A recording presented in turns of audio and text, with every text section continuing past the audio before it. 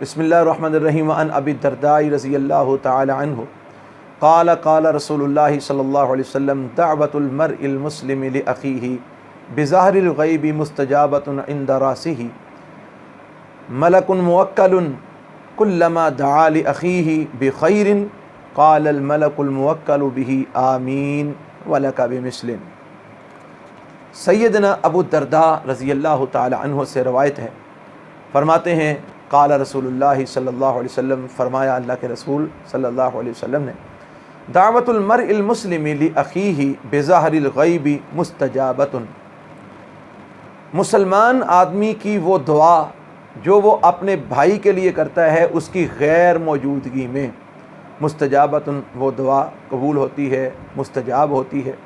عند راسہ ملک موکل، اس دعا کرنے والے بندے کے سر کے پاس ایک فرشتہ جو مقرر ہوتا ہے، کلما دعا لأخیہ، جس وقت بھی وہ بندہ اپنے بھائی کے لیے دعا کرتا ہے، بخیر، خیر کی، بھلائی کی، جب وہ بندہ اپنے بھائی کے لیے دعا کرتا ہے، قال الملک الموکل بہ،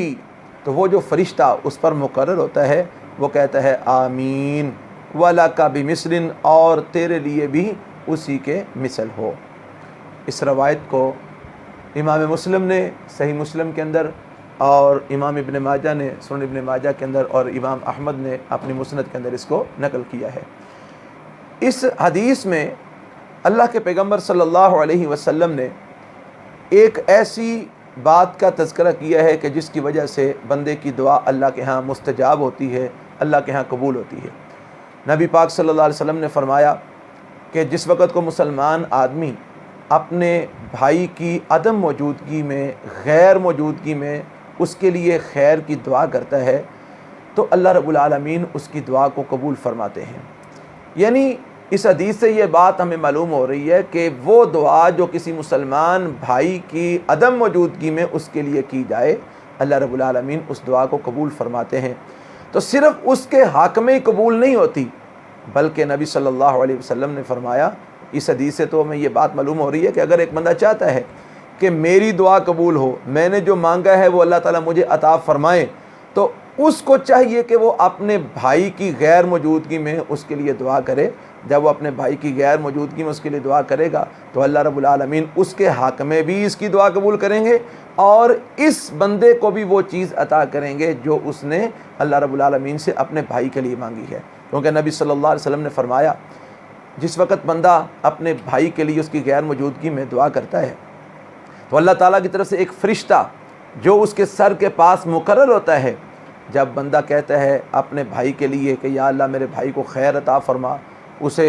جو ہے نا وہ شفا عطا فرما، اسے تندرستی عطا فرما، اسے زندگی عطا فرما، اسے مال عطا فرما، اس کی پریشانی دور فرما، اسے اولاد عطا فرما۔ جب کوئی بندہ اپنے کسی بھائی کے لیے کسی بھی خیر کی دعا کرتا ہے تو قال الملک الموکل، جو فرشتہ اس کے اوپر مقرر ہے، وہ فرشتہ کہتا ہے آمین، اللہ کرے ایسا ہی ہو، وَلَكَ بِمِثْلٍ، اور تجھے بھی اللہ تعالیٰ وہ چیز عطا کرے جو تو نے اپنے بھائی کے لیے مانگی ہے۔ یعنی جب بندہ کسی بھائی کے لیے اس کی غیر موجودگی میں دعا کرتا ہے تو فرشتہ کہتا ہے تجھے بھی اللہ وہ عطا کرے جو تو نے اپنے بھائی کے لیے مانگا ہے۔ تو اس حدیث سے ہمیں یہ بات معلوم ہوئی، اگر ہم چاہتے ہیں کہ ہمیں جو ہم مانگتے ہیں وہ ہمیں مل جائے، ہماری دعائیں قبول ہوں، تو ہم اپنے مسلمان بھائیوں کے لیے ان کی غیر موجودگی میں دعا کرنا شروع کر دیں۔ جب ہم اپنے بھائیوں کے لیے ان کی غیر موجودگی میں دعائیں مانگیں گے تو اللہ رب العالمین ان کے حق میں بھی ہماری دعا قبول کرے گا، اور ہمیں بھی وہ چیز عطا کرے گا جو ہم نے اللہ سے مانگا ہے۔ یعنی اگر ایک چیز کی ہمیں ضرورت ہے تو ہم وہ چیز اپنے بھائی کے لیے اللہ سے مانگنا شروع کر دیں، جب اپنے بھائی کے لیے وہ چیز مانگیں گے تو ہمیں وہ چیز لازماً مل جائے گی۔ اللہ تعالیٰ ہمیں ان باتوں کو سمجھ کر ہمیں اپنے حضور گڑ گڑانے اور آج اور ان کے ساری کے ساتھ دعائیں کرنے کی توفیق عطا فرمائے۔ سبحانک اللہم و بحمدک، اشہد ان لا الہ الا انت، استغفرک۔